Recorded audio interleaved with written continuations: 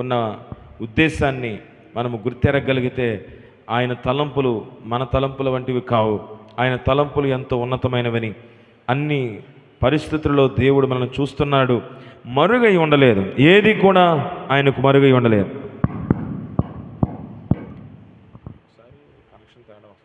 Praise the Lord.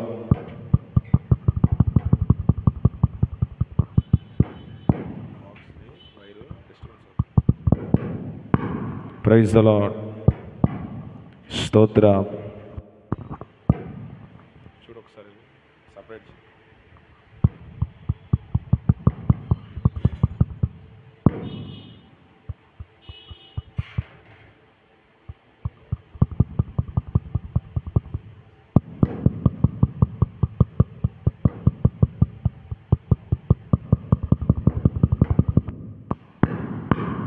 Praise the Lord, praise the Lord. Hallelujah. అక్కడ వైర్లు కలుస్తున్నాయి.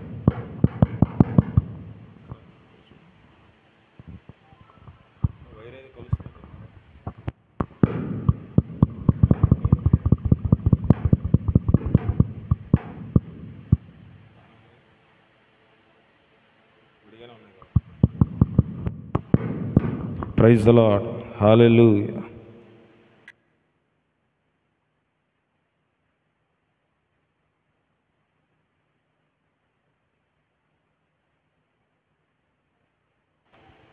స్తోత్ర. Praise the Lord, praise the Lord, praise the Lord. స్తోత్ర. Hallelujah, hallelujah. అక్కడేదో తేడా ఉంది.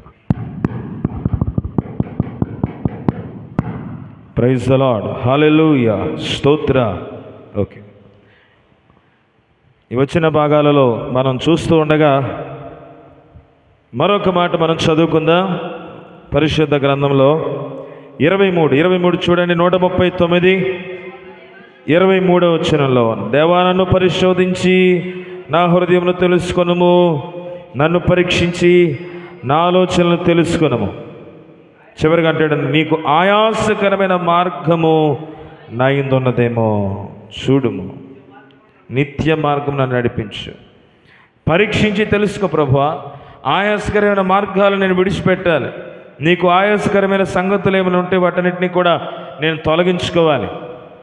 ఈ ఆలోచన భక్తుని జీవితంలో ఉంది. దేవునికి ఇష్టంగా మనం బ్రతుకుతున్నామో లేదో అనే ఒక స్వపరిశీలన కావాలి ప్రతి ఒక్కరికి. వారి హృదయంలో దేవునికి ఎంతగా చోటు మనం ఇచ్చాం, మన హృదయాల్లో దేవునికి ఎంతగా చోటు ఇచ్చాం, ఎంతగా దేవుని యొక్క సన్నిధిని ఆయన బాధ పెట్టేవారుగా ఉన్నాం. అందుకే ఇక్కడ ఇంత మంచి మాటలు తెలియజేస్తూ చివరిగా అంటాడు భక్తుడైన కీర్తనకారుడు, నీకు ఆయాసకరమైన మార్గం నా యందు ఉన్నదేమో, దాన్ని తొలగించుకోవాలని ఆశపడుతున్నాడు. ఆయాసకరమైన మార్గాలు, ఆయాసకరమైన సంగతులు మన బ్రతుకులో ఏవి కూడా ఉండటానికి వీల్లేదు. దేవుని బాధ పెట్టేవి, దేవుని నొప్పించేవి, ప్రభువుని దుఃఖపరిచే సంగతులు ఏవి కూడా మన బ్రతుకులో ఉండటానికి వీల్లేదు. దేవునికి స్తోత్రం కలుగునుగాక.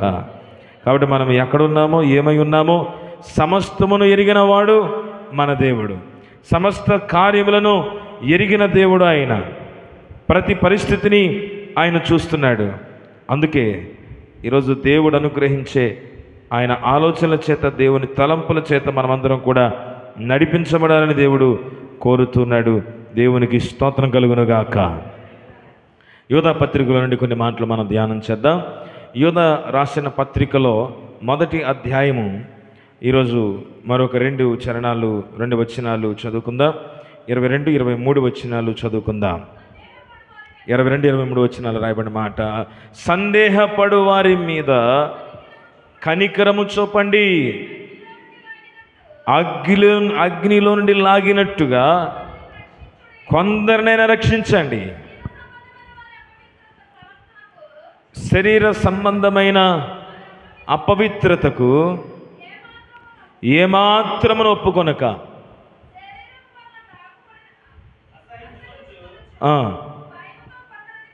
భయముతో కొందరిని కరుణించండి. చాలండి.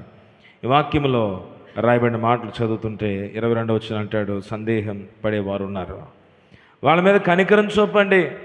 సందేహముతో ఉన్నవారు, విశ్వాసములో బలహీనులు, విశ్వాసములో స్థిరత్వం లేనివారు, అలాంటి వారి మీద మీరు సందేహంగా ఉన్న వారి మీద మీరు కనికరం చూపండి. ఒకవేళ దేవుడు మన మీదనే కనుక కనికరం చూపకపోతే, ప్రభువే కనుక మన మీద ఆయన కనికర సంపన్నుడిగా ఉండకపోతే, దేవుని సన్నిధిలో ఈరోజు ఇలాగున మనం ఉండేవారం కాదు. మన తప్పులన్నిటినీ కూడా దేవుడు ఎత్తిపట్టి మనల్ని కనుక ఆయన గద్దించి మరింత భయంకరంగా మనల్ని శిక్షించాలనుకుంటే మనం ఎప్పుడో దేవునికి దూరం అయిపోయేవారు. కానీ దేవుడు ఎప్పటికప్పుడు మనల్ని కరుణిస్తూ ఉన్నాడు, కనికరిస్తూ ఉన్నాడు. చేసిన తప్పులన్నింటినీ కూడా దేవుడు క్షమిస్తూ ఉన్నాడు. పాపాలన్నింటినీ కూడా ప్రభు క్షమిస్తున్నాడు. దేవునికి వ్యతిరేకమైన దోషములన్నీ లెక్క కట్టుకుని మూట కట్టి మన నెత్తి మీద ఆయన పరేట్లా. ఆ మూటలు ఏమన్నా ఉంటే పాపాలు, దోషాలు మూట కట్టి ఆయన తన మీదనే వేసుకున్నాడు సిలువలో. హల్లెలూయా. కారణం దేవుడు కనికర సంపన్నుడు గనక, ఆయన కరుణించేవాడు గనక. అందుకే ఆయన మార్గములో నడవాలనే మనకి ఈ మాట చెప్తున్నాడు. మీరు కూడా కొంతమంది మీద, సందేహపడు వారి మీద మీరు కనికరం చూపించండి. సందేహించే వారిని మీరు దేవునిలో వారిని కొనసాగింపచేయండి. మీరు కనికరం చూపితే మీరు కనికరింపబడతారు. కనికరం దొరకట్లేదు ప్రభు అని వేడుకున్న వారు ఉన్నారు. వారితో ప్రభు అంటాడంట, ఇదిగో మీరు కనికరము చూపలేదు కనుక మీకు కనికరము దొరకదు. అందుకే నవధన్యతలుగా చెప్పబడిన కొండ మీద ప్రసంగములో యేసుక్రీస్తు ప్రభువారు చెప్పిన కొన్ని సంగతులు, దీన మనస్సు కలిగిన వారు ధన్యులని చెప్పాడు, దుఃఖపడువారు ధన్యులని చెప్పాడు. అలాగే అక్కడే రాయబడిన మరొక మాట, కనికరమును చూపువారు ధన్యులు, వారికి కనికరం దొరుకుద్ది, వారు పొందుకుంటారు. వారు చూపించేది వారు మరలా తిరిగి పొందుకుంటారు. యోధా పత్రికలు ఇక్కడే కాదు, ఇంకా పైన కూడా కొన్నిసార్లు కనికరం గురించి మాట్లాడాడు. ఇది రెండవసారి మూడవసారి కనికరం అంటున్నాడు. అలాగే కరుణించుడి అని కూడా చెప్తున్నాడు 23వ వచనంలో, కరుణించండి. ఎందుకు? ఆయన కరుణమయుడు గనక, ఆయన ప్రేమమయుడు గనక. హల్లెలూయా. ప్రేమమయుడు యేసు, ప్రేమమయుడు, కృపామయుడు యేసు, కృపామయుడు, ప్రేమమయుడు యేసు, ప్రేమమయుడు, కృపామయుడు యేసు, కృపామయుడు. యేసు రాజా మహారాజా, యేసు రాజా గొప్ప రాజా, యేసు రాజా మహారాజా, యేసు రాజా గొప్ప రాజా. యేసు యేసు యేసు యేసు రాజా, యేసు యేసు యేసు యేసు రాజా, యేసు యేసు యేసు యేసు రాజా, యేసు యేసు యేసు యేసు రాజా, యేసు రాజా మహారాజా, యేసు రాజా గొప్ప రాజా, యేసు రాజా మహారాజా, యేసు రాజా గొప్ప రాజా. కరుణమయుడు యేసు, కరుణమయుడు, కృపామయుడు యేసు, కృపామయుడు, కరుణమయుడు యేసు, కరుణమయుడు, కృపామయుడు యేసు, కృపామయుడు. యేసు రాజా మహారాజా, యేసు రాజా గొప్ప రాజా, యేసు రాజా మహారాజా, యేసు రాజా గొప్ప రాజా.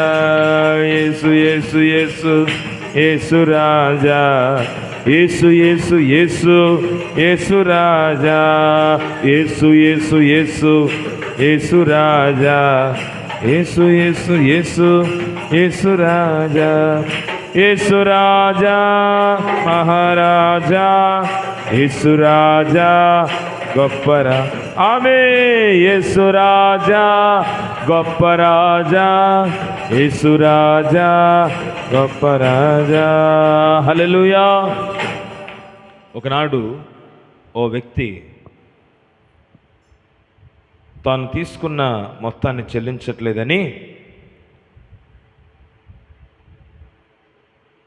తెలుసుకున్నటువంటి వ్యక్తి తన పనివారిని పంపించాడు.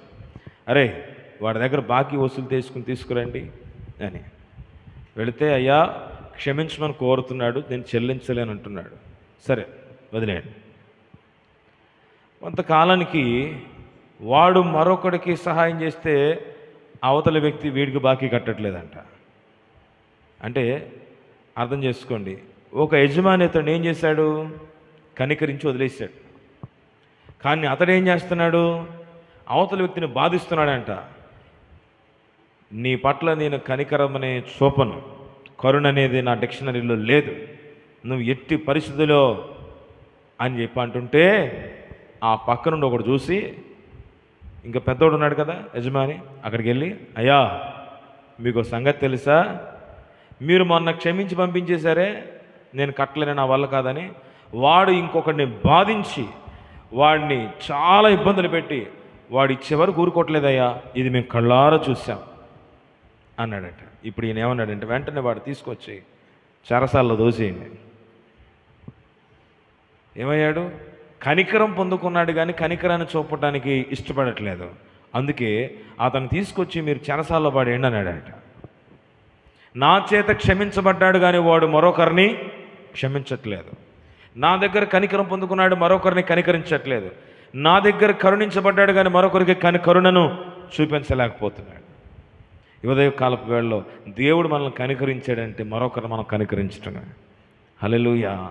సందేహపడు వారి మీద, అక్కడ కూడా చెప్పాడు ఎవరిని కనికరించాలో, సందేహముతో ఉన్నవారు అంటే విశ్వాసములో బలహీనులు, విశ్వాసములో ఏమాత్రం అనుభవం లేనివారు, భక్తిలో అనుభవం లేనివారు, అలాంటి వారు ఎవరైతే ఉన్నారో, నీకంటే బలహీనులు ఎవరైతే ఉన్నారో, నీకంటే కింది స్థాయి కలిగిన ప్రజలు ఎవరైతే ఉన్నారో, నీకంటే ఇంకా ప్రయోజకులుగా కాని వారు ఎవరైతే ఉన్నారో, వారి పట్ల నీవు చూపించాల్సింది ఏంటంటే కనికరం, కృప, కరుణ మనం చూపగలిగినంత వరకు. ఎందుకంటే దేవుడు తన రాకతో మనను సందర్శించబోతున్నప్పుడు మనం ఆయన కనికరం పొందుకుంటేనే ఆయనతో మనం వెళ్ళగలం. అందుకే ఆయన కరుణించాలంటే మొదటే మనం కరుణించే ప్రజలమై ఉండాలి, కనికరము కలిగిన హృదయాలు కలిగిన వారమై ఉండాలి. దేవునికి స్తోత్రం కలుగును గాక. బిగ్గరగా స్తోత్రం చెప్తా. హల్లెలూయా.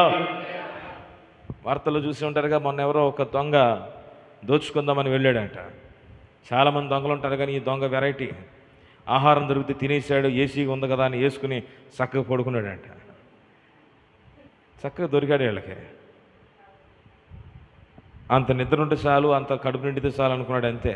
అక్కడి నుంచి పారిపోకుండా చక్కగా ఉన్నాడు. మంచి దొంగని అంటారా? హల్లెలూయా. చేసిన తప్పు చేసినా మొత్తం మీద వాళ్ళకి దొరికాడు. దొరకకుండా వెళ్ళిపోయి దొంగలు ఎంతమంది ఉంటారు కదండి. కనుక మరి అక్కడ ఏం జరిగిందో మనకు తెలియదు, కానీ ఆ తర్వాత ఏదో ఒక చిన్న న్యూస్ అక్కడ చూశాను నేను, మంచిది. మొత్తం మీద దొరికాడు కనుక అతను మహా అయితే తినుంటాడు, ఏదో చేసి ఉంటాడు, తర్వాత పంపించేసి ఉంటారు. జాగ్రత్త గమనించాడు. మరి తర్వాత ఏం చేశారో తెలీదు. ఓకే. ఇలాగే ఒకసారి మందిరంలో అమ్మ కూర్చుంటే అమ్మ పక్కన ఎవరో కూర్చున్నాడట, కుర్రాడు. ఇదే 8వ తరగతి 9వ తరగతి పిల్లలు ఉంటారు కదా, ఎక్కువ మంది ప్రజలు ఉండే చోట ఎవరో ఒకరికి మస్కా కొట్టి వాళ్ళ దగ్గర ఏ పరుసో ఏ 100 రూపాయల కాగితమో ఏదో ఒకటి లేపుకెళ్ళిపోవాలని వచ్చేవాళ్ళు కొంతమంది ఉంటారు. మరికొంతమంది ఇంకా సిటీ చర్చెస్లో అయితే చెప్పుల కోసం మాత్రమే వచ్చేవాళ్ళు కూడా ఉన్నారు. మీరు అనుకుంటున్నారా ఇప్పుడు ఇక చెప్పుల కోసం ఎవరు రారులేండి అనుకుంటున్నారా? మొన్నే ఒక చోట ఎవరికి పోయి క్రాక్స్ చెప్పులు వేసుకెళ్ళాడు, 2500 చెప్పులే. కాబట్టి ఎవరో కుర్రోడు వస్తాడు, 2500 చెప్పులు. కాబట్టి దాని గురించి తెలుసుకున్నవాడు ఏం చేస్తాడు, చక్కగా వేసుకుంటాడు, వెళ్ళిపోతాడు, అంతే. ఇలాంటివి కూడా జరుగుతూ ఉంటాయి. అలా మొత్తం మీద వాడు, మా నాన్నగారి గురించి మీకు ఆల్రెడీ తెలుసు. మరి ఇప్పుడు కాదు, ఆయన యవనస్తులుగా ఉన్నప్పుడు దొరికాడు ఆయనకి. ఆయనకి దొరికితే ఎలా ఉంటుందో కాసేపు మీరు ఊహించుకోండి. సరే, ఎంత అయిపోయిన తర్వాత ఈ మధ్యలో జరిగినాయని మీరు మీ ఊహకు వదిలేస్తున్నాను. అంతా అయిపోయిన తర్వాత ఎప్పటికైనా ఆయన వదిలేయాలి కదా. వదిలేసే ముందు ఆడికి మళ్ళీ డబ్బులు ఇచ్చి ఆడికి ఒక సోడా కొనిపెట్టి, వెళ్ళు, ఎండలో పడిపోతావు, జాగ్రత్త, అసలు ఎండాకాలం, కళ్ళు తిరిగి పడిపోతావు. ఏం చూపించాడు? కనికరం కదండి. అంటే దేవుని బిడ్డలైనటువంటి వారు, దేవుని ప్రజలు దేవుని ప్రేమ కలిగినప్పుడు కనికరం చూపాలని ఆశ ఉంటుంది. ఇది కూడా ఎవరి మీద చెప్పాడు అక్కడ, సందేహపడువారు, బలహీనులు, వారి మీద మీరు కనికరం చూపండి, కరుణ చూపండి.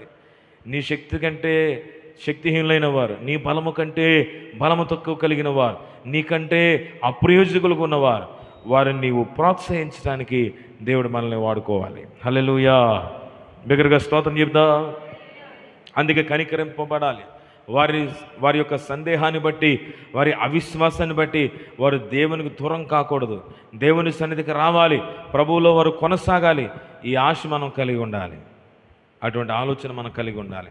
అందుకే దేవుడు మన మీద కనికరం చూపాలని దేవుడు కోరుతున్నాడు, ఆయన కరుణ చూపాలని దేవుడు కోరుతున్నాడు. దేవునికి స్తోత్రం కలుగునుగాక.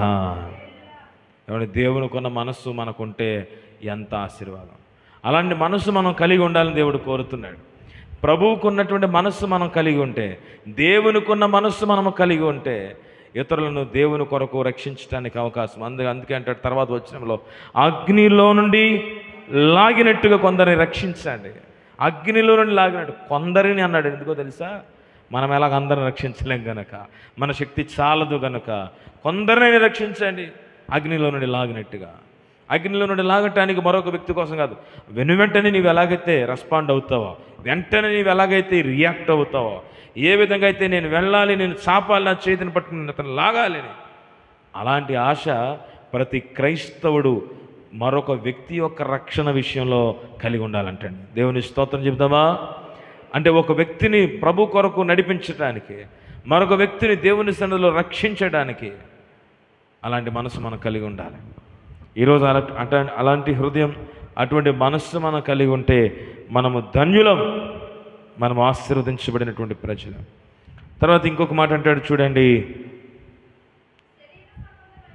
శరీర సంబంధమైన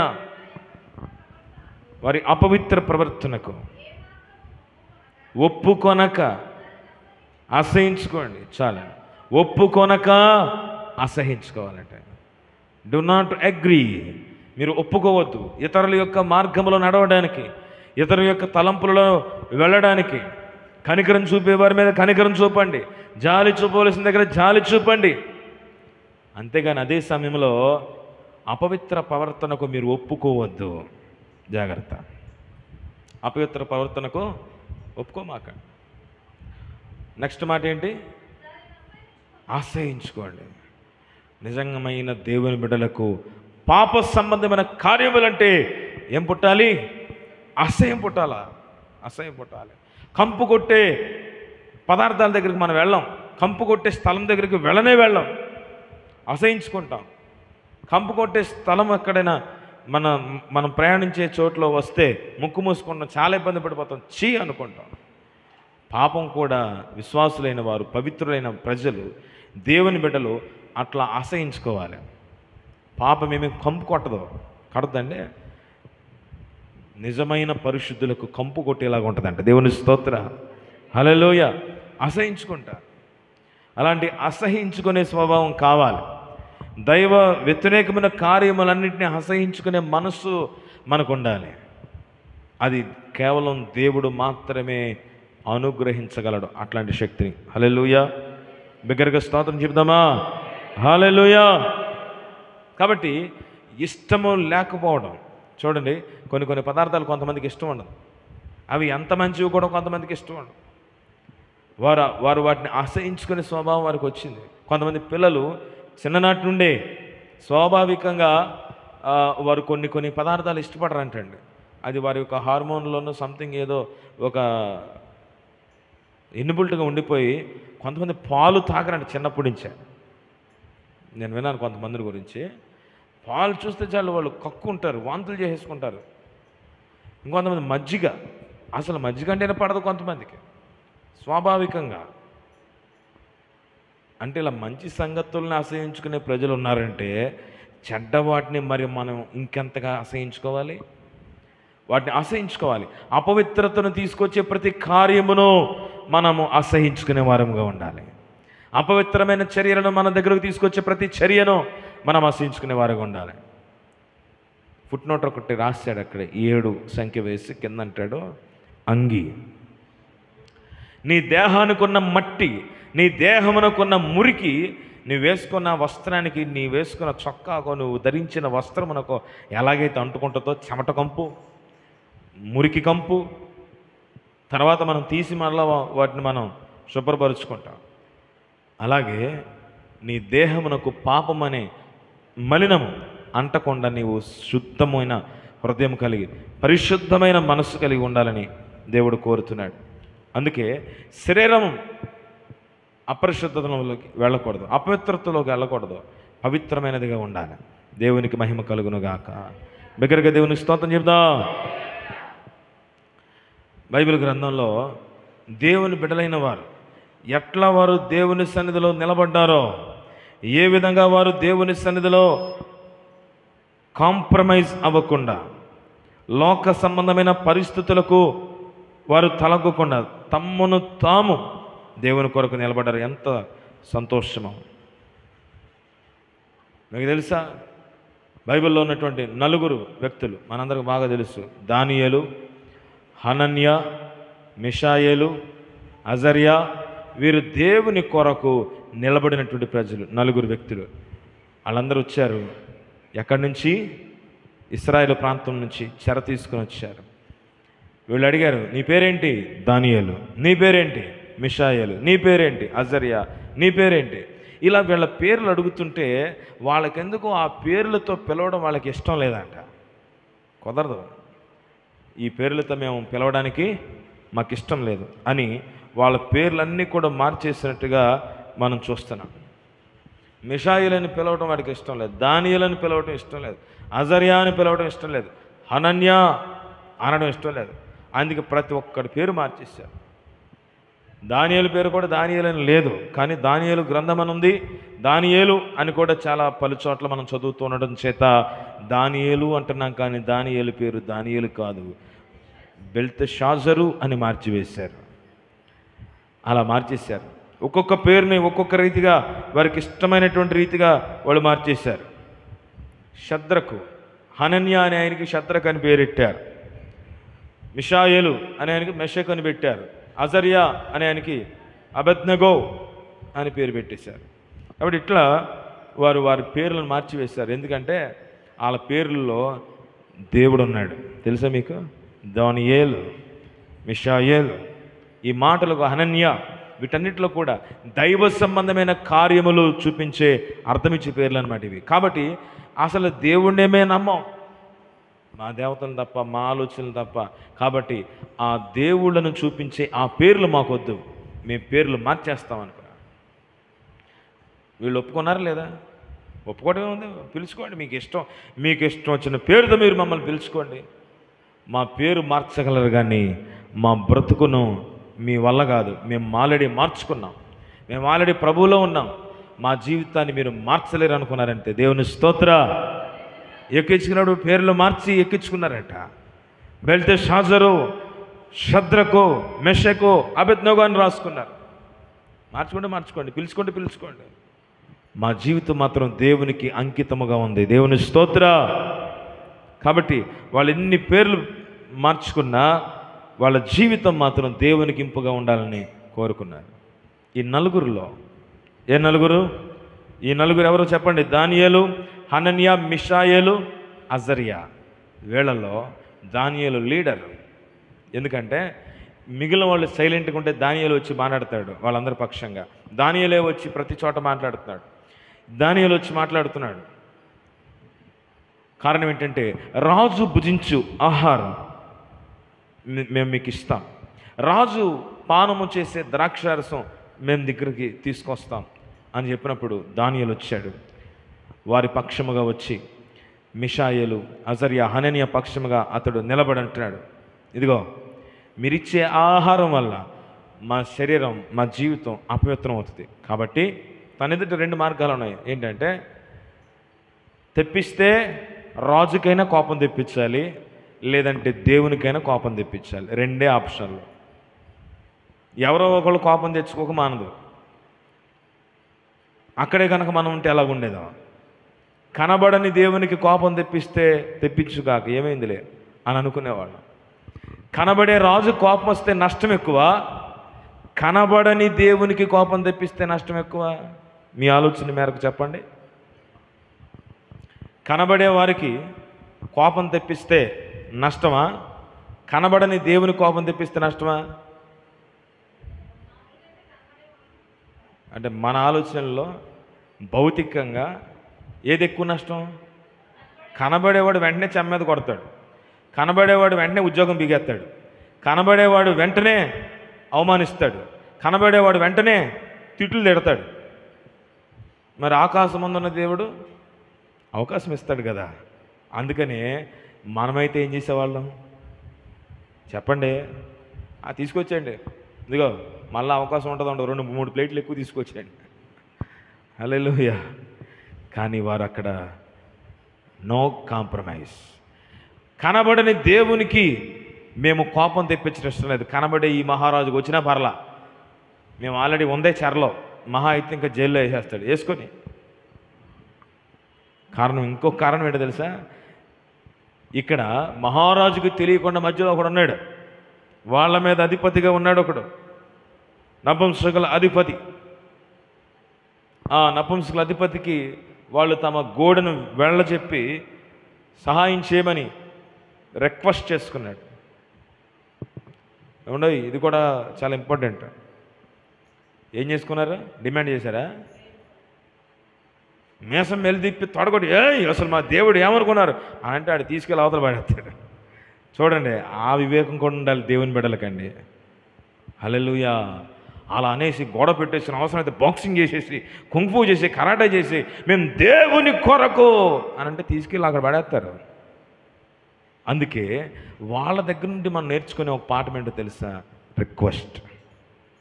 ఎందుకు తగ్గాలండి మనం? తగ్గేది అబ్బే కుదరదా, మన దేవుడు గొప్పవాడు, ఎక్కడ చూపించాలి నీ ప్రతాపం? హల్లెలూయా.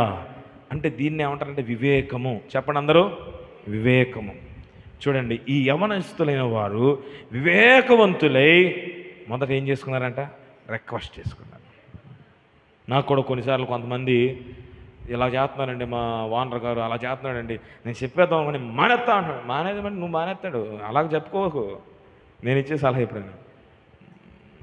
మరేం చేయమంటారు? రిక్వెస్ట్ చేసుకోవయ్యా, అతడు నీ యజమాని, నువ్వు అతని దగ్గర దాసుడివి, పనివాడివి, లేకపోతే అక్కడ ఒక ఎంప్లాయీ. నీ యజమాని నీ మీద కనికరం చూపాలంటే నువ్వేం చేయాలి? డిమాండ్ చేసుకుంటూ పోయావనుకో, ఇక్కడ ఉద్యోగం పీకేస్తారు, మళ్ళీ ఇంకోసం అడగపో, అక్కడ కూడా డిమాండ్ చేసి అక్కడ పీకేస్తారు, నీకు ఎక్కడ స్థిరం ఉండదు. మరి ఏం చేయమంటావన్నా? రిక్వెస్ట్ చేసుకో, నీ మంచిని చూపించుకో, నువ్వు దేవుని బిడ్డవని ఒక మార్కు వేయించుకో. అక్కడ జాగ్రత్త గమనించాలి. అలాగే వీరు కూడా ఏం చేస్తున్నారంటే రిక్వెస్ట్ చేసుకున్నారు. మహారాజు దాకా కాదు, అయ్యా మా దగ్గరకు మా మీద కొంచెం కనికరం చూపి. ఆ వచ్చిన చదవండి అమ్మ ఒకసారి.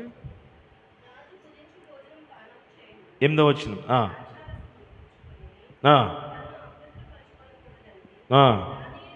ఇక్కడ ఏమండి, ఇక్కడ పర్పస్ ఏంటి వింటున్నారు అందరు? ఇక్కడ పర్పస్ అంటే ఉద్దేశం ఏంటి?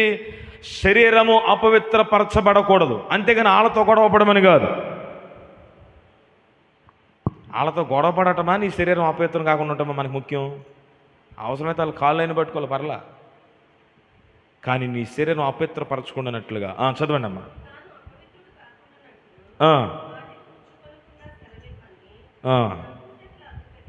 చూడండి, నపుంసకుల అధిపతిని ఏం చేశాడంటే అండి, అంటే అర్థమేంటి? డిమాండా?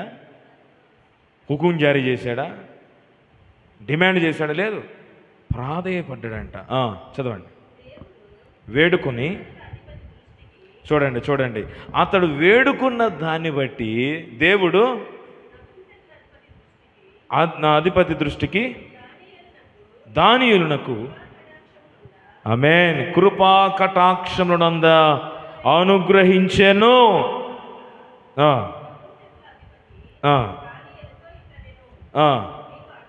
చూడండి, ఇక్కడ అతను కూడా రిక్వెస్ట్ చేసుకున్నాడు, అయ్యా నీ యజమాని అయిన దేవుడుకి నువ్వు భయపడుతున్నావు, వెరీ గుడ్, నన్ను రిక్వెస్ట్ చేసుకున్నావు, నేను ఏదో రకంగా నీకు సహాయం చేస్తాను, కానీ నా మీద ఒకడు ఉన్నాడుగా, ఎవరో నా యజమాని, నాకు ఉద్యోగం ఇచ్చాడు కదా, కాబట్టి ఇప్పుడు అతడు గనక నా మీద కోప్పడితే నా ఉద్యోగం ఎగిరిపోద్ది, నేనేం చేయాలి అన్నట్టుగా ఇప్పుడు అతను కూడా రిక్వెస్ట్ మోడ్లోకి వచ్చేసాడు. హల్లెలూయా. చదవండి. ఆ, ఆ, ఆ, ఆ. చూడండి, ఉద్యోగం కూడా కాదు, నా ప్రాణమే పోద్దే నేను కనుక ఏదైనా తేడా చేస్తే అని అతడు కూడా రిక్వెస్ట్ చేసుకున్నాడు. చూసారా, రిక్వెస్ట్ వచ్చింది ఇక్కడ. అదే కనుక వీళ్ళు గొడవ పడ్డారనుకో, ఆడు గొడవ పడతాడు. దేవుని బిడ్డలమైన మనము వివేకవంతులమై ఉండాలండి. అందరూ ఒకసారి బిగ్గరగా స్తోత్రం చెప్తామా? హల్లెలూయా. మొన్న ఓ రోజు మా పిల్లల్ని స్కూల్కి తీసుకెళ్తా ఉంటే ఒక కార్నర్లో ఇటు నుంచి ఒక స్కూటీ వచ్చింది, అటు నుంచి ఒక స్కూటీ వచ్చింది. ఇలా స్కూటీ వస్తుంటే, ఈ స్కూటీ వస్తుంటే విషయం ఏంటంటే, ఒక స్కూటీ మీద ఇద్దరు ఆడవాళ్ళు ఉన్నారు, ఇంకొక స్కూటీ మీద ఇంకొక ఆడమ్మాయి ఉంది. వీళ్ళు మొత్తం దెబ్బలాడేసుకుంటున్నారు. నాకు భలే వింతగా అనిపించింది. ఆడవాళ్ళు ఇప్పుడు దాకా పంపులు కాడ కొట్టుకోవడం చూసాం, ఇంకా రకరకాల లైన్లో కొట్టుకోవడం చూసాం, ట్రాఫిక్లో కూడా కొట్టుకుంటే భలే ఉంటుంది. కానీ నిజంగా భలే ఉంటుందా? లేదులే కానీ వెళ్ళిపోయారులేండి వెంటనే. ఈ అమ్మాయి వాళ్ళని తిడుతుంది, వాళ్ళిద్దరు కలిపి ఈవిని తిడుతున్నారు. విషయం ఏంటి తెలుసా? అసలు ఇద్దరిది తప్పే. ఈ స్కూటీ రావడం తప్పే, ఆ స్కూటీ రావడం తప్పే. ఇద్దరు తప్పే చేసి ఇద్దరిని ఒకళ్ళు తిట్టుకుంటున్నారు. కనీసం మామూలుగా ఒక చోట 2 బళ్ళు వచ్చినాయి అనుకో, ఒకళ్ళ తప్పు అన్న ఉంటుంది, ఇంకొకళ్ళు ఏదైనా ఒక సైడ్ అన్న ఉప్పు అన్న ఉంటుంది. ఇక్కడ 2 తప్పులే. అటు రావడం వాళ్ళది తప్పే, ఇటు అలా దూసుకెళ్ళిపోవడం వీళ్ళది తప్పే. ఎందుకంటే ఆ సెంటర్ అలాంటిది. జాగ్రత్త గమనించండి. ఇప్పుడు ఒకళ్ళు రెచ్చిపోతే ఇంకొకళ్ళు రెచ్చిపోతారు, ఒకళ్ళు గొడవ పడితే ఇంకొకళ్ళు గొడవ పడతారు. ఈ ట్రాఫిక్ విషయాలు కూడా చాలా వింతగా ఉంటాయి కొన్నిసార్లు, చాలా. హల్లెలూయా. మధ్యలో ఏదో బ్రేక్. దేవుని స్తోత్ర. అందరూ ఒకసారి స్తోత్రం చెప్దాం. హల్లెలూయా, హల్లెలూయా.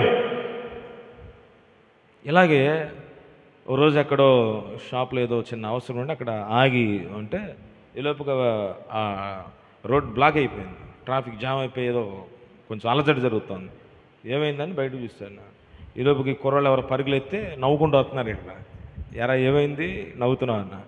ఏం లేదన్నా, ఆడెవడో స్కూటీ మీద ఒక బండి మీద కుర్రాడు అడ్డుగా వచ్చాడని కారులో ఉన్నవాళ్ళు ఆపి రా అని అన్నారంట. ఆడ అసలు ఇక మామూలు కాదు, పచ్చి బూతులు తిట్టాడు. కారులో ఉన్న అమ్మాయి దిగి ఆడు ముందుకెళ్ళి కాలర్ పట్టుకుని లాగిపెట్టి ఒకటి ఇచ్చిందన్న. ఆడ అసలు ఏం చేయాలో అర్థం కావట్లేదు. అది మొత్తం పెద్ద గొడవ అయిపోయింది. ఏముంది అక్కడ? ఏమీ లేదు. ఇలాంటి గొడవలు ఎన్నో జరుగుతూ ఉంటాయి. దేవుని బిడ్డలైన వారు ఇటువంటి వాటికి విముఖులై ఉండాలి. హల్లెలూయా. దానియేలు, మిషాయేలు, అజరియా, హనన్య దేవుని బిడ్డలు.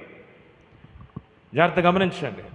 వారు ఒక చోట ఉన్నారు, వారికి ఉన్న పరిస్థితిని బట్టి అధిపతిని రిక్వెస్ట్ చేసుకున్నారు, అయ్యా మాకు సహాయం చేయి. అతను కూడా చెప్పుకున్నాడు, అరే బాబు నేను సహాయం చేయాలనే ఉంది, అందుకే కదా తన పరిస్థితి చెప్పాడు, రాజు నా ప్రాణం తీసేస్తాడు. అప్పుడు వీళ్ళే మళ్ళీ ఇంకొక మాట చెప్పారు, బ్రదరు ఒక చిన్న పరీక్ష పెట్టు, 10 days 10 రోజులు మాకు తోటకూర పప్పే పెట్టు, బెండకాయ కాకరకాయే పెట్టు, మేము ఎలాగున్నాం చూడు. సవాల్. రోజు ఫుల్గా చికెను మటను రొయ్యలు తింటున్న వాళ్ళు ఉన్నారు కదా, వాళ్ళను పక్కన చూడు.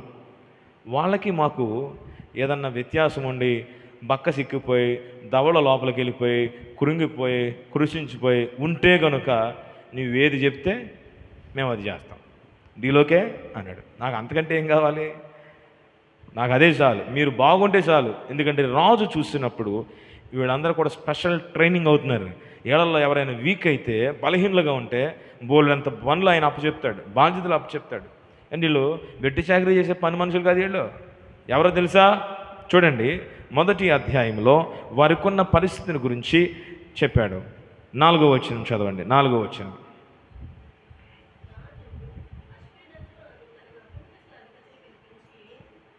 మొదటి అధ్యాయం 4వ వచనం అండి.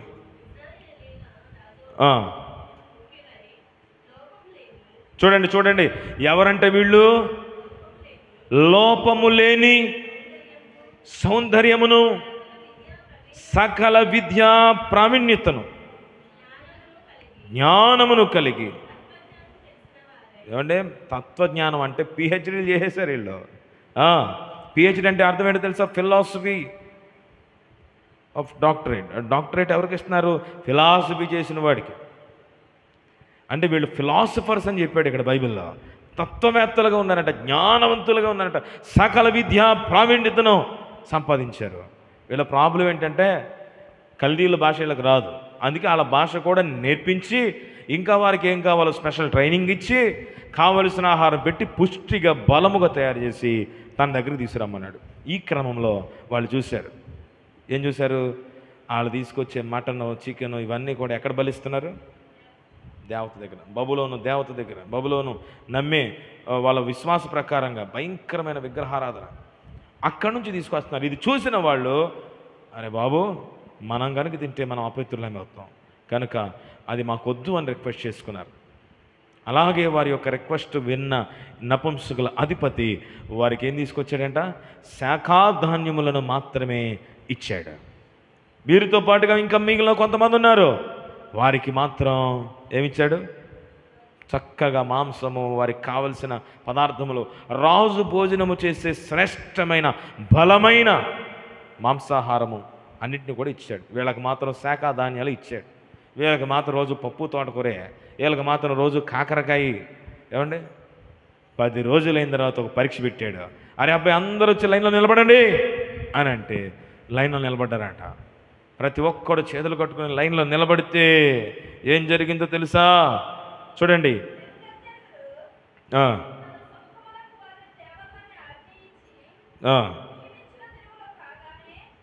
14 వచ్చిన చదవండి అమ్మా. 1:14.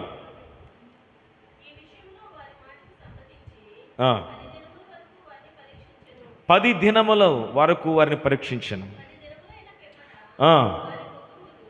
10 దినములైన తర్వాత వారి ముఖములు, చూడండి, రాజుగారు భోజనం చేస్తున్న యవనస్తులు ఉన్నారు, వాళ్ళ ప్రక్కన వీళ్ళని నిలబడితే ఎలాగుండాలి? లెక్క ప్రకారం వాళ్ళకంటే బలహీనులుగా, వాళ్ళకంటే కృంగిపోయిన వాళ్ళగా ఉండాలి. కానీ వీళ్ళ ముఖాలు ఎలా ఉన్నాయంటండి? వారికంటే సౌందర్యముగాను కళగాను ఉన్నాయంటే. ఇప్పుడు ఆడలు ఏమి లేదు, కళ లేదు, సౌందర్యం లేదు. అరే అబ్బాయి తింటున్నారు కానీ ఏంటరా ఎంత మాడు మొహాలు వేసి కూర్చున్నారు అని చెప్పంటే, వీళ్ళతో దేవుడు ఉన్నాడు, వారికి దేవుడు లేడు. వీరికి దేవుడు అధిపతిగా ఉన్నాడు, వాళ్ళు కేవలం ఆహారమే వారికి ఆధారం. కానీ వీళ్లకు ఆహారములని బలము మాత్రమే కాక ఆధ్యాత్మికమైన ఆత్మ బలము కూడా దేవుడు అనుగ్రహించాడు. దేవునికి స్తోత్ర. నా యొక్క సౌందర్యం నీవేనయ్యా, నాకున్న ఆశలన్నీ నీవేనయ్యా. నా యొక్క సౌందర్యం నీవేనయ్యా, నాకున్న ఆశలన్నీ నీవేనయ్యా. యేసు మాతో నీవుండగా మేము అలసి పోలేమయ్యా. యేసు మాతో నీవుండగా మేము అలసి పోలేమయ్యా. అంత నీవే చూసుకుంటావు, అంత నీవే చూసుకుంటావు, అంత నీవే చూసుకుంటావు, అంత నీవే చూసుకుంటావు. యేసు మాతో నీవుండగా మేము అలసి పోలేమయ్యా. యేసు మాతో నీవుండగా మేము అలసి పోలేమయ్యా. హల్లెలూయా. వాళ్ళతో ప్రభు ఉన్నాడు కనుక వారికి అపవిత్రత లేని ఆహారము ప్రాముఖ్యం. మాతో దేవుడు ఉన్నాడు, మాకు అపవిత్రత లేకుండా కావాలి. మేము తినే ఆహారము ద్వారా మా శరీరము అపవిత్రం కాకూడదు. మేము శుద్ధతలో ఉండాలి, పరిశుద్ధతలో ఉండాలి, మా నియమములు మేము కట్టుబడి ఉండాలి. వారు తీసుకున్న నిర్ణయాన్ని దేవుడు ఏం చేశాడు? స్థిరపరిచాడు. అధిపతికి కనికరం చూపేలా చేశాడు, వాత్సల్యం పుట్టేలా దేవుడే చేశాడు. వీళ్ళు కూడా రిక్వెస్ట్గా మాట్లాడుకున్నారు. ఆ రిక్వెస్ట్ని దేవుడు కూడా ఆమోదింపజేశాడు. ఇప్పుడు పరీక్ష చేస్తుంటే వీళ్ళ ముఖము సౌందర్యముగాను, వాళ్ళకంటే వీళ్ళ ముఖము కళగాను ఉన్నట్టుగా చదువుతున్నాం. జాగ్రత్త గమనించండి. వారికి ఉన్న నిర్ణయం అలాంటిది, వారి భక్తి జీవితం అలాంటిది, వారికి ఉన్న ప్రార్థన జీవితంలో ఆ నలుగురు యవనస్తులైన దానియేలు, మిషాయేలు, అజర్య, హనని అనే వీరు దేవుని కొరకు నిలబడగలిగారు. దేవుని స్తోత్ర. యోధా పత్రికలు అంటాడు, ఇదిగో మీరు ఒప్పుకొనక అసహించుకొని. వాస్తవానికి ఇక్కడ తీసుకొచ్చే ఆహారము అసహించుకునే ఆహారం అయితే ఏమీ కాదు, శ్రేష్టమైన ఆహారం. కాకపోతే ఏంటి, విగ్రహముల దగ్గర అర్పించి తీసుకొస్తారు. అదొక్కటే మైనస్. అదొక్కటే కదా ప్రభువా నీకు స్తోత్రం అంటే పోదా, ప్రార్థన చేసుకుంటే పరిశుద్ధం అవుదా? ఏమంటే ఇలా అనేవాళ్ళు బోడు మంది ఉంటారు. కానీ వాళ్ళు నిర్ణయములకు కట్టుబడి ఉన్నారు కనుకనే ఈరోజు ఒక దానియేలు గ్రంథం అనేది మన చేతిలో ఉంది. దేవుని స్తోత్ర. వారి జీవితం ఒక మాదిరిగా, ఒక పాఠముగా దేవుడు మనకు అనుగ్రహించాడు. అదొక్కటే మైనస్. ప్రార్థన చేసి తినేద్దాంలే అనే కనుక వాళ్ళు అనుకుని ఉంటే వాళ్ళు ఫెయిల్ అయిపోయినట్టుగా చదివేవాళ్ళం. అలా ఫెయిల్ అయిపోయిన వాళ్ళు కూడా ఉన్నారు బైబిల్లో. విఫలమైపోయిన వారిని గురించి వారు విఫలమైపోయారని చదువుతున్నాం. కానీ వీళ్ళు నిర్ణయంలో ఎక్కడ కూడా వెనకడుగు వేయలేదు. దేవుని కొరకు ముందుకు సాగాలని వారి తపనను ఆయన మన ఎదుట ఉంచాడు. వారి వలె మనం జీవించాలని. హల్లెలూయా. ఒకవేళ మనమే కనుకైతే ఏం చేస్తాం?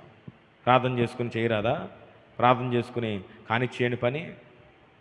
అసలు ఒక ముఖ్యమంత్రి, ఒక మహారాజు, ఒక ప్రధానమంత్రి, ఒక పెద్ద రాజకీయ నాయకుడు తినగలిగే ఒక మంచి ఆహారం, అలాంటి మంచి భోజనం తీసుకుని వచ్చి మీరు భోజనం చేయండి అంటే ఎవరు తినరు చెప్పండి?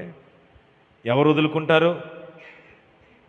అలాంటి హక్కు, అధికారం ఎవరికీ లేదు. వీళ్ళకి మాత్రం. ఎందుకు తెలుసా? సకల ప్రావీణ్యతలు కలిగిన వారు, తలాంతులు కలిగిన వారు, తత్వం కలిగిన వారు. వీళ్ళకు ఒక మంచి స్థానం ఉంది అక్కడ. అందుకే ఆ ఛాన్స్ వీళ్ళకి దక్కింది, అందరికీ దక్కేది కాదు. అయినా కూడా ఆ అవకాశాన్ని వాళ్ళు ఏం చేశారు? తమ శరీర పవిత్రతను కాపాడుకున్నటకు వాళ్ళు దాన్ని వదులుకున్నారంతే. ఉదయకాల వేళలో నీ పవిత్రతను చెడగొట్టే ఎంత మంచి అవకాశమైనా, నీ పరిశుద్ధతను చెడగొట్టే ఎన్ని మంచి ఆలోచనలైనా, అది అంటే బయటికి మంచి ఆలోచన కనబడచ్చు, నీ భక్తిని చెడగొట్టే ఎన్ని సందర్భాలైనా, అది ఎలాంటి పరిస్థితి అయినా, అది నీ భక్తికి ఆటంకంగా ఉంది, నీ పవిత్రతకు ఆటంకంగా ఉంది, నీ ప్రార్థనా జీవితానికి గొప్ప భయంకరమైన పాపముగా ఉంది అంటే అది ఎంతగా గొప్ప అవకాశమైన దాన్ని మనం ఏం చేయాలి? వదులుకోవటమే ఉత్తమం. దేవుని స్తోత్ర. హల్లెలూయా. వదులుకునే వారుగా ఉండాలి దేవుని సన్నిధిలో, ప్రభు సన్నిధిలో. అవసరమైతే అవతల వారిని రిక్వెస్ట్ చేసుకోవాలి. దేవుడు కూడా ఆ ఆలోచన ఎరిగి వారికి వాత్సల్యం పుట్టేలా దేవుడు చేస్తాడు. దేవుడు కొంతమంది కఠినమైన మనుషులను కూడా కనికరించేలాగా దేవుడు చేస్తాడు. ఏమండి? ఎందుకంటే మనం కనికరించే మనసు కలిగి ఉంటే దేవుడు ఇంకొకరిని మన పట్ల కనికరం చూపేలాగా దేవుడు చేస్తాడు. మనము కూడా గర్వముగా, అతిశయముగా ఉండి ఇతరుల పట్ల కోపతాపాలను చూపించే ప్రజలుగా ఉంటే మనకెక్కడ దొరుకుతుంది కనికరం? ఈ మాటలు వింటున్న క్రీస్తునందు ప్రియ దేవుని బిడ్డలారా, అలాంటి మనసు కలిగి ఉండాలని దేవుడు కోరుతున్నాడు. కనికరము కలిగి ఆయన రాకడ కొరకు మనం ఎదురు చూడాలని దేవుడు కోరుతున్నాడు. హల్లెలూయా. కనికరము కలిగిన ప్రజలమై దేవుని రాకడ కొరకు మనం ఎదురు చూడాలి. ఈ ప్రస్తుత దినాలలో ఈ భయంకరమైన పాపము వేగముగా విస్తరిస్తున్న వేళల్లో దేవుని రాజ్యం కొరకు ఎదురు చూసేవారు ఎంతమంది? ప్రభు రాజ్యము కొరకు ఆపేక్షతో కనులెత్తి దేవుని రాకడ కొరకు ప్రభువా నేను వేచి ఉన్నాను అని చెప్పగలిగేవారు ఎంతమంది? మన భవిష్యత్తు, మన రాబోతున్న దినాలలో ఉన్న ప్రణాళికలు, చేయబోయే కార్యక్రమాలు కేవలం వీటిని మాత్రం మనం దృష్టిలో పెట్టుకున్నామా? జాగ్రత్త గమనించాలి. ఎప్పుడు మన పోకడో, ఆయన రాకడ ఎప్పుడో మనకు తెలియదు. కనుక మనం ఎప్పటికైనా ప్రభు దగ్గరికి వెళ్ళాలి అనే ఆలోచనతో మనం పరుగులు ఎత్తుకుంటూ వెళ్ళటమే అది మనందరికీ కూడా ఆశీర్వాదం. దేవుని యొక్క కృప, దేవుని దీవెన. జాగ్రత్త గమనించండి. కనుక ఓ వ్యక్తి ఇల్లు ప్రారంభించాడంటే అలాంటి భయంకరమైన దినాలు ఉన్నాయి. ఆ ఇల్లు పూర్తయ్యే వరకు అతని ఆశ నెరవేరుతో లేదో కూడా తెలియదంట. ఒక ఆయన అలాగే ఒక సేవకుడు ప్రత్యేకించి చాలా భారీ బడ్జెట్తో ఒక ఇంటిని నిర్మించుకోవటం మొదలెట్టాడు. వాస్తవానికి మందిరం కట్టాలి. ఆయన ఆలోచన ఏంటంటే ముందిల్లు కట్టేస్తే ఇంటి పైన మందిరం ఇంకా ఘనముగా కట్టాలి, అవసరమైతే బాల్కనీ కూడా వేసేద్దాం పైన అనుకున్నాడు. అని చాలా భారమైనటువంటి పని పెట్టుకుని సింపుల్గా కట్టుకుని ఇల్లు కాస్త చాలా అతి భారీగా కట్టుకున్నాడు. పెద్ద హాల్ పెట్టుకున్నాడు, అటాచ్డ్ బాత్రూమ్స్, వాష్రూమ్స్, అలాగే కబోర్డ్స్ ఇవన్నీ పెట్టి ఇంకా పూర్తి కాల అది అలాగ వేశారు లేదో, ఈయన ఈలోపుగా అనుకోకుండా ఓ చిన్న ప్రమాదాలు, చాలా సింపుల్గా వాటర్ క్యాన్ తెచ్చుకుంటూ చచ్చిపోయాడు. ఎవ్వరు కుదలేదు ఆయన్ని. వాటర్ క్యాన్ ఏమైందంటే ఇక్కడ నొక్కుకుపోయింది. ఎదురుగా ఏదో ఒక లారీ ఏదో ఆగి ఉంది. అసలు ఎవ్వరు ఏమీ, వాహనం కూడా ఆయన దగ్గరికి రాలా. ఆ వాహనం దగ్గరికి వచ్చేటప్పటికి ఎందుకో కంట్రోల్ తప్పి బండి అలా ఎదరికెళ్ళడం, వెళ్ళేటప్పటికి ఆ వాటర్ క్యాన్ ఇక్కడ గుచ్చిపోయిందటండి. ఈ పార్ట్లో గుచ్చిపోయేటప్పటికి ఏమైందో తెలియదు. ఆ రాత్రంతా పోరాడుతూ ఉన్నాడు. అప్పుడు చాలా భయంకరమైన కరోనా టైం. ఎక్కడికో హాస్పిటల్ తీసుకెళ్లారు. ఏం పర్లేదు, బాగానే ఉంది, తీసుకెళ్ళిపోయినారట. తీసుకొచ్చే దారిలోనే ఆయన ప్రాణం విడిచేశాడు. యవనస్తులైన బిడ్డలు ఆయనకు ఉన్నారు.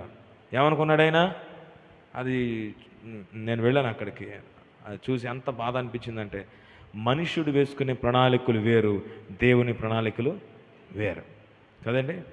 కనుక వాటిని వాళ్ళ పిల్లలు పూర్తి చేస్తే చేయొచ్చుగాక, కాదనట్లేదు. కానీ అంటే మనుషులముగా మనము అనేకమైన తలంపులు కలిగి ఉంటాం. వారు చెప్తూ ఏడుస్తున్నారు, ఆయన అంత ఆలోచించాడంటేనండి, పైన పెద్ద బాల్కనీ చర్చ్ కట్టాలని చాలా ఆలోచించారు. బోలంత డబ్బులు అప్పు చేసి తీసుకొచ్చారు.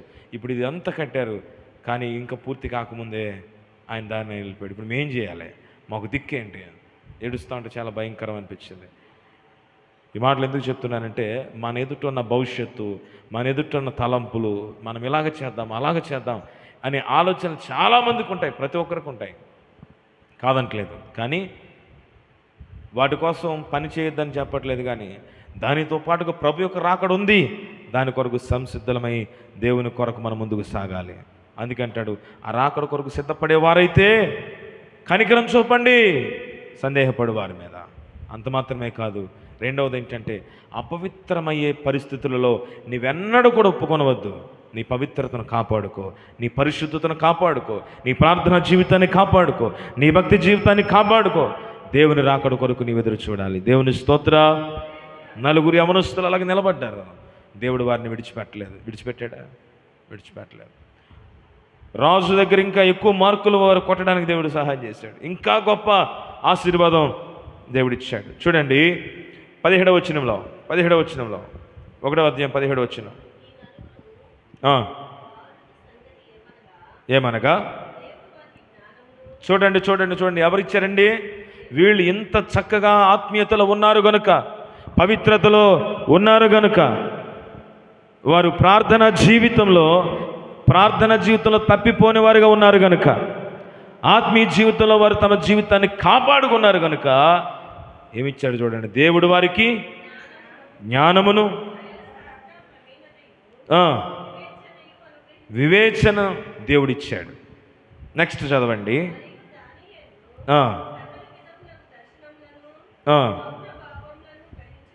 19వ వచనం చదువుదాం. 19వ వచనం.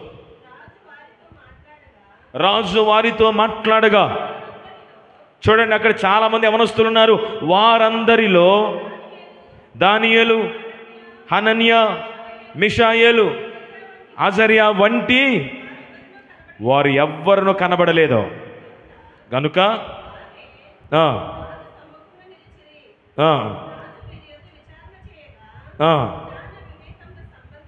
జ్ఞాన వివేక సంబంధమైన ప్రతి విషయములో వీరు, ఏమంటే వాళ్ళతో పాటు ఉన్న ట్రైనింగ్ అయ్యే వాళ్ళతో కాదంట, ఆ రాజ్యములో ఉన్న వారిలో కూడా, అక్కడున్న వారందరికంటే, శకునగాండ్ర కంటే, గారడి వారి కంటే 10 శ్రేష్ఠులని గట్టిగా స్తోత్రం చెప్దామా? హల్లెలూయా. వాళ్ళ ట్రైనింగ్ బ్యాచ్ ఉందే, వాళ్ళతోనే కాదంట, అసలు ఆ రాజ్యములోనే ఈ నలుగురు వంటి మనుషులకి ఎక్కడ లేరంట. వాళ్ళకున్న జ్ఞానమే కావచ్చు, వాళ్ళకున్న తెలివితేటలే కావచ్చు, వాళ్ళకున్న ఆలోచనలే కావచ్చు, 10 అంటండి. అంటే ఎంత గొప్ప ఆశీర్వాదం దేవుడిచ్చాడో చూడండి. గారడీ వాళ్ళకంటే కూడా, వీళ్ళు గారడీ వాళ్ళు కాదండి. గారడీ వాడు ఏం చేస్తాడు? గారడీలు చేసి ఏదో ఒకటి చేసి ముందుకు వెళ్ళిపోతాడు. కానీ వీళ్ళు గారడీ కాదు. వీళ్ళ శక్తి గారడీ వాడి శక్తి కంటే 10 ఎక్కువ అంట. శకునగాండ్ర కంటే కూడా 10 రెట్లైన ఎక్కువ జ్ఞానమును దేవుడు వీరికి అనుగ్రహించాడు. బిగ్గరగా స్తోత్రం చెప్తామా? హల్లెలూయా. ఎవరిచ్చిందండి ఇది? శకునగాండ్రు, మాంత్రికులు, గారడీ వాళ్ళు, దేవునికి వ్యతిరేకం. అసలు అలాంటి వాళ్ళు ఉంచొద్దు, బయటకు పొమ్మని అన్నాడు దేవుడు. కానీ ఇది వేరే దేశం, ఇది బబులోను దేశం. ఇక్కడ కంపేర్ చేస్తుంటే వాళ్ళ శక్తి ఎక్కడ, వీళ్ళ శక్తి ఎక్కడ? దేవుడిచ్చినటువంటి శక్తి అది. హల్లెలూయా! దేవుడిచ్చిన జ్ఞానం. అందుకే దేవుడు ఇవ్వాలి జ్ఞానం. అటువంటి జ్ఞానమునిస్తే ఎటువంటి చోటనైనా దేవుడు తన ప్రజలను తీసుకుని వెళ్ళి కూర్చొండబెట్టగలిగిన వాడు. హల్లెలూయా! దేవుడు జ్ఞానం ఇస్తే వారిని ఉన్నత స్థితిలోకి తీసుకుని వెళ్తాడు. ఎక్కడ నిలబెట్టాలో అక్కడ నిలబెట్టేస్తాడు దేవుడు. వీళ్ళని తీసుకుని రాజు దగ్గర నిలబెడితే వారు మాట్లాడుతుంటే 10 జ్ఞానాన్ని రాజు వారిలో చూశాడంటే అండి. 10 జ్ఞానమును, 10 వివేకము వారికి ఉంది. ఇలాంటి వాళ్ళు ఇంకెవరూ కూడా ఆ రాజ్యంలోనే లేరు. అంత గొప్ప ఆశీర్వాదం ఎందువల్ల వచ్చింది? పవిత్రతను కాపాడుకోవాలన్న వారి తపన, భక్తిని, ఆధ్యాత్మికమైన జీవితాన్ని మేము నిలబెట్టుకోవాలన్న వారి తపనను దేవుడు చూశాడు. ఇప్పుడు దేవుని కనికరానికి వారు పాత్రులయ్యారు. హల్లెలూయా! ఎదురయ్యే ఏ శోధనలైనా, ఏ శ్రమలైనా, ఏ ఇబ్బందులైనా వాటన్నిటిలో నిలబడాలనే ఆ తపన నీలో ఉంటే దేవుడు నీ బ్రతుకులో ఆయన కార్యము జరిగిస్తాడు. ప్రార్థన చేద్దామండి. దయచేసి అందరూ కూడా, అయ్యా ఈరోజు నువ్వు నాతో మాట్లాడావు. కాంప్రమైజ్ అయ్యే మనిషిగా నేను ఉండటానికి వీల్లేదు. లోక సంబంధమైన పరిస్థితుల మధ్యలో రాజీ పడే తత్వం నాకు వద్దు తండ్రి. మీ కొందనాలు. ఎక్కడ కూడా నేను లొంగిపోయే తత్వం నాకు వద్దు. ఆధ్యాత్మిక సంగతులలో, పవిత్రమైన సంగతులలో, ప్రార్థనా జీవితంలో, భక్తి జీవితంలో, శరీరాన్ని పవిత్రతలో కాపాడుకునే విషయంలో నేను ఎక్కడ కూడా తప్పిపోకుండా నాకు సహాయం చే ప్రభువా. నాకు సహాయం చే ప్రభువా. 2 చేతులు పైకి ప్రతి ఒక్కరు కూడా అడుగుదాం. యేసయ్యా, దానియేలు, హనన్య, మిషాయేలు, అజర్యా 4 యవనస్తులు నీ కొరకు నిలబడ్డారయ్యా తండ్రి. సంపద, సకల విద్య, ప్రావీణ్యత ఎంత అద్భుతంగా వారిని నిలబెట్టావు ప్రభా. 2 చేతులు పైకెత్తి ప్రభా, నన్ను కూడా అలా పట్టుకో ప్రభా. మా మీద కూడా మీ ఆత్మను కుమ్మరించిన ఆయన. 2 చేతుల పైకెత్తి దేవునికి స్తోత్రాలు చెల్లిస్తూ, మీ ఆత్మ జ్ఞానం మాకు కావాలి. మీ ఆత్మ కృపల మమ్మల్ని నడిపించిన ఆయన. మీ ఆత్మ మాకు సహాయం చేయాలి. మా సౌందర్యము నీవే, మా బలము నీవే, మా ఆశలు నీవే, మా తలంపులు నీవే. స్తోత్రాలు, స్తోత్రం. యేసు మాతో నీవుండగా మేము అలసి పోలేమయ్యా. నాకున్న ఆశలన్నీ నీవేనయ్యా. యేసు మాతో నీవుండగా మేము అలసి పోలేమయ్యా. యేసు మాతో నీవుండగా మేము అలసి పోలేమయ్యా. అందరూ చెప్తాం.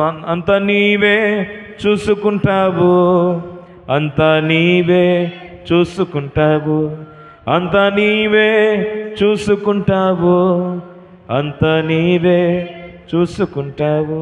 అవును, ఆయన అంతా చూసుకునేవాడు. నీవు కనుక నీ చిత్తమునకు లోబడితే, పరిశుద్ధతలు నిలబడాలని ఆలోచనతో నీవు ఉండగలిగితే సమస్తం ఆయన చూసుకునేవాడు. ఈ మధ్యాహ్నం వేళ ప్రార్థనాపూర్వకంగా దేవుని సన్నిధిలో వేడుకుందాం, ప్రార్థన చేద్దాం. మర్మ పోతురాజు గారు ప్రార్థన చేస్తారు. ఈరోజు దేవుడు మనతో మాట్లాడిన ఈ మాట అన్నింటినీ కూడా జ్ఞాపకం చేసుకుంటూ, ప్రభువా అలాంటి పరిశుద్ధత, అటువంటి పవిత్రత మాకు కావాలి, మాకు సహాయం చేయాలి. ప్రార్థన చేసుకుందామండి.